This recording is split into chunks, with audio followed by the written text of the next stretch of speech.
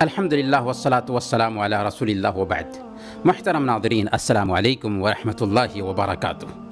ہر سال رمضان کا سورج بڑے آب و تاب کے ساتھ نکلتا ہے اور ایک مہینہ بعد ڈوب جاتا ہے، لیکن کیا ہم رمضان سے خاطر خواہ فیضیاب ہو پاتے ہیں؟ ذرا سوچئے، کتنے رمضان ہماری زندگی میں آئے ہوں گے؟ 10 رمضان، 20 رمضان، 40 رمضان، 50 رمضان، 60 رمضان۔ ذرا دل کو ٹٹولیے اور من سے پوچھئے، ان پچھلے رمضانوں میں ہماری حالت کیسی رہی؟ ہماری عبادت کی کیفیت کیسی رہی؟ ہمارا ایمان کیسا رہا؟ ہماری اللہ رب العالمین سے نزدیکی کیسی رہی؟ رمضان کے بعد ہمارا تقوی کیسا رہا؟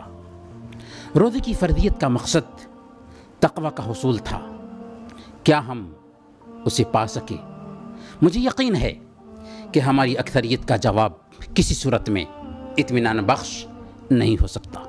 بہرکیف پچھلے رمضانوں میں ہماری جو بھی کیفیت رہی ہو، جیسی بھی کیفیت رہی ہو، آنے والا رمضان جو لاک ڈاؤن میں آ رہا ہے، پوری دنیا اپنے گھروں میں قید ہو چکی ہے، اس مناسبت سے آنے والا ہمارا یہ رمضان اگر ہم چاہیں تو ہماری زندگی کا سب سے بہتر رمضان بن سکتا ہے۔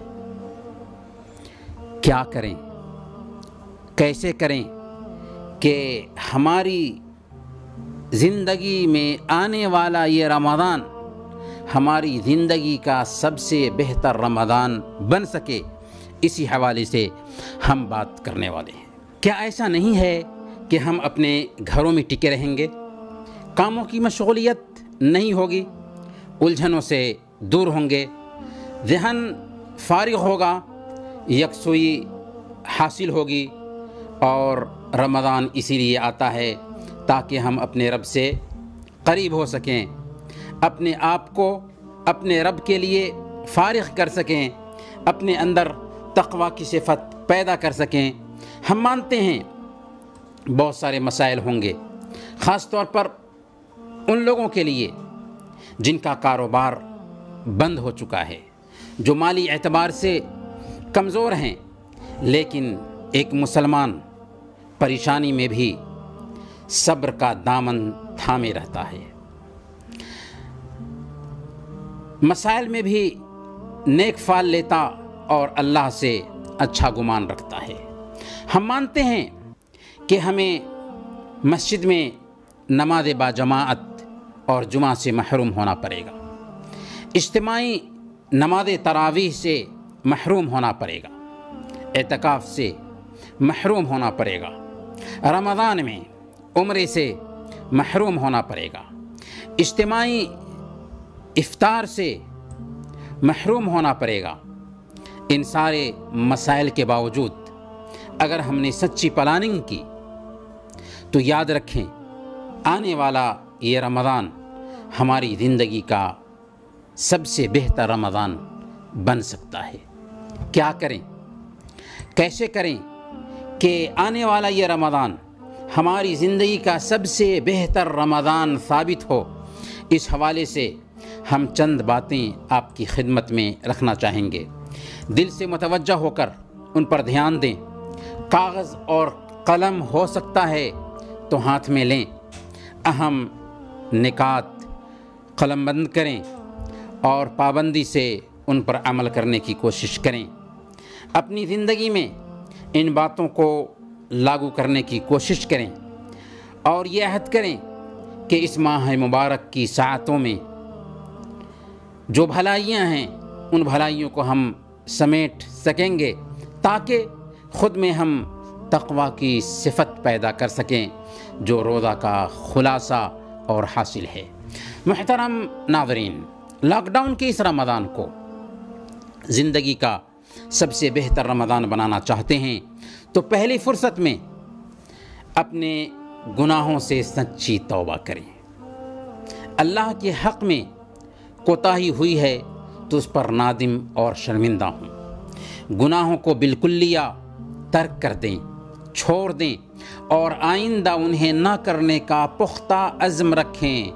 ظالم ابھی ہے فرصت توبہ نہ دیر کر، وہ بھی گرا نہیں جو گرا پھر سنبھل گیا۔ رحمت عالم صلی اللہ علیہ وسلم کو دیکھیں، جن کے اگلے پچھلے سارے گناہ معاف کر دیے جاتے تھے، لیکن اس کے باوجود دن میں 100 مرتبہ توبہ کر رہے ہیں، جبکہ ہم تو گناہوں میں ڈوبے ہوئے ہیں۔ سر سے پیر تک ہم گناہوں میں ڈوبے ہوئے ہیں۔ ہمیں کس قدر توبہ کرنا چاہیے اس کا اندازہ ہم خود لگا سکتے ہیں۔ اگر بندوں کے حق میں کوتاہی ہوئی ہے تو اس کا تصفیہ کر لیں۔ کسی کا کوئی حق مارا ہے تو اسے چکا دیں۔ دلوں میں کسی طرح کا کینہ کپٹ ہے، بغض اور حسد ہے تو صلح صفائی کر لیں۔ اپنے بھائیوں کے تئیں دلوں کو بالکل صاف رکھیں۔ اس کے لیے بہتر ہوگا کہ اکیلے میں بیٹھیں، اپنے سارے گناہوں کو نوٹ کریں۔ پہلے بڑے گناہوں کو نوٹ کریں، پھر چھوٹے گناہوں کو، اس کے بعد بڑے گناہوں میں سے جو سب سے اہم گناہ ہیں ان کو سامنے رکھیں۔ پھر سوچیں کہ آخر کون سی چیز گناہ کرنے پر اکساتی ہے۔ بیکاری، اکیلے میں بیٹھنا، من کی چاہت، برے دوستوں کی صحبت، شیطانی وسوسہ۔ ان اسباب میں سے جو اسباب بھی گناہوں میں الجھائے رکھنے کا سبب بن رہے ہوں، سب سے پہلے اس سے چھٹکارا حاصل کرنے کی کوشش کریں اور اس گناہ کے مقابلے میں اسی کے جیسے کوئی جائز کام کرنے کی کوشش کریں۔ ایک اہم اور کامیاب طریقہ یہ ہے کہ خود پر لازم کر لیں کہ اگر میں نے فلاں کام دوبارہ کر لیا تو اتنے پیسے، اتنے روپے، اتنے دینار صدقہ کروں گا۔ امام ذہبی رحمۃ اللہ علیہ نے سیر اعلام النبلاء میں امام ابن وہب رحمۃ اللہ علیہ کا قول نقل کیا ہے۔ وہ کہتے ہیں کہ میں نے نظر مانا کہ جب بھی کسی کی غیبت کروں تو ایک روزہ رکھوں گا۔ چنانچہ جب کسی کی غیبت کرتا تو ایک روزہ رکھتا۔ جس نے مجھے تھکا دیا، پھر میں نے نظر مانا کہ جب کسی کی غیبت کروں تو 1 درہم صدقہ کروں گا۔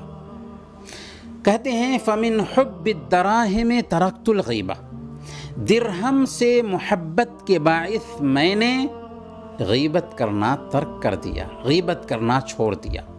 پیسوں سے ایک انسان کو عجیب طریقے سے محبت ہوتی ہے۔ اپنے اوپر اگر ہم لازم کر لیں گے کہ اگر میں نے ایسا کیا تو میں اتنا خرچ کروں گا، تو عجیب طریقے سے برائی سے ہم بچ جائیں گے اور نیکیوں کے قریب ہو سکیں گے۔ برت کے دیکھیں۔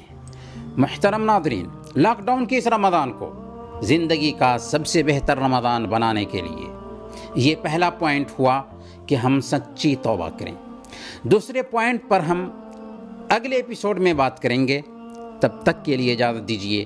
وصلی اللہ علی نبینا محمد وعلی آلہ وصحبہ اجمعین۔